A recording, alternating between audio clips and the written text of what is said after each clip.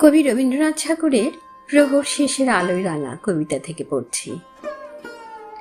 প্রহর শেষের আলোয় রাঙা সেদিন চৈত্র মাস, তোমার চোখে দেখেছিলেন আমার সর্বনাশ। এ সংসারের নিত্য খেলায়, প্রতিদিনের প্রাণের মেলায়, বাটে ঘাটে হাজার লোকের হাস্য পরিহাস, মাঝখানে তার তোমার চোখে আমার সর্বনাশ।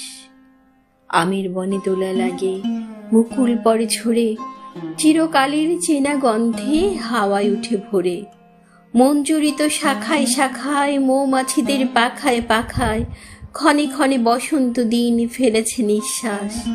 মাঝখানে তার তোমার চোখে আমার সর্বনাশ।